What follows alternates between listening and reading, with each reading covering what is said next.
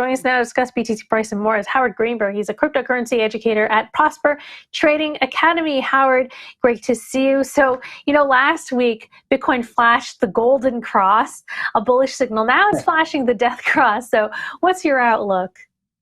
Bitcoin hasn't really followed those over the years if you watch it. So it's not a huge thing for me. Right now, I do agree with what you just said from Christine Stockton there. She pretty much nailed it. 25,250 really has been our strong resistance right now. We've been consolidating for the last 4 or 5 days tremendously. We can see that the lack of volatility there. And quite honestly, price movement isn't being sustained because we're not seeing enough spot volume. We're seeing a lot of these. We just saw a drop of about $300 in about 5 minutes, and it's just liquidations on the derivative market, and then the spot market, sort of reverts to the mean there a little bit. Yeah, we actually do have a chart of yours showing that BTC has started to consolidate in a tighter range in the last 5 to 6 days after seeing the bulls unable to move that price above that 25,250 level. So where does it go from here? Well, that's the big question. It's consolidating down. I do agree that I think we have a little bit of short-term bearishness in it. Part of that is that the derivative market, again, what we've seen is there was a big skew last week or so where we saw a lot of calls being opened up in the option market in that $26,000 to $28,000 range. And over the last 3 or 4 days, we've seen those trades being pulled back, being closed out, as the option traders are starting to realize that we just don't have enough momentum right now. The volume's not there. We had a lot more volume. If you look back at my chart, back last month when we made that nice move up from 17 to 24, but volume has really started to drop back down again. So we've seen a little bit more risk off aversion from traders, and the volatility not being there probably being a part of that. All right.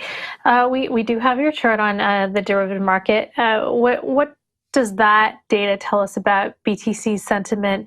And we're also noticing, exactly. It shows a little bit of a slight bearish, preference. You've seen, if you look down there at about just below 20K, which is where our 200-day moving average is, and that's really, to me, the drop dead sort of spot. We fall below that 19,750 area.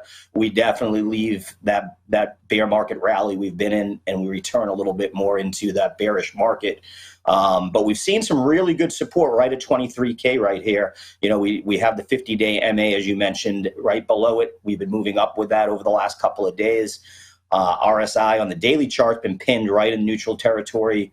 But with trading volumes depressed levels over the last 10 to 14 days, the bulls just don't seem to have enough, power to get through that 25,250 yet. Yeah, and yet the bears are getting a bit of resistance from the Bitcoin whales. So Bitcoin whales, that is holders of large amounts of Bitcoin, have been buying crypto on price dips and what could be a sign of the end of the bear market and the beginning of a bull market for the asset. What are your thoughts there? Absolutely agree with that. Another thing that I've noticed is, I like Glassnode has some good information, and they separate holders into cohorts, short-term holders, mid-term holders, and long-term holders also. And what we've seen is over the last few months, all of the sell pressure has really been from that short-term holder cohort. So traders like myself that are in and out of trades fairly quickly, or people who bought in January and December, realizing a nice profit from that $17,000, $18,000, or even $20,000 level up to 25, adding to that sell pressure. But what we haven't seen is any movement away from the long-term holders, the Bitcoin whales, selling any of their coins.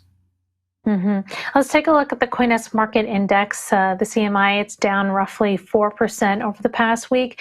And this is the short-term reversal in sentiment across the crypto asset class has led to a perceived flight to quality into Bitcoin. BTC has outperformed 113 of the 158 assets in the CMI in the past 7 days. Where do you see the key critical lines? You mentioned around the $19,000 mark for Bitcoin. Yeah, I think that's our downward, support that we have to watch. 19,750, the 200-day MA. I don't think we're going to get there. I do think that we are going to trade fairly sideways with a little bit of a downward bias over the next week or so, and then things will start to play themselves out. we do need to see return of some of the market makers and liquidity. I know you guys had a great article today showing that 2% depth at the market price, showing that we don't have the liquidity we did. The great thing about that to me is we also don't have a lot of supply on exchanges if FOMO starts to kick in. When people, we started in January, as soon as a little bit of FOMO went in and sentiment went from extreme bearish to greed, man, that price moved up quick, didn't it? What are the upper resistance levels you're looking at? Right now, it's still that 25,250, but if we can break that, we've got a pretty clear shot to just above 28,200.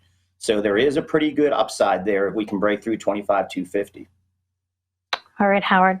Thanks for joining us. That was Prosper Trading Academy cryptocurrency educator Howard Greenberg.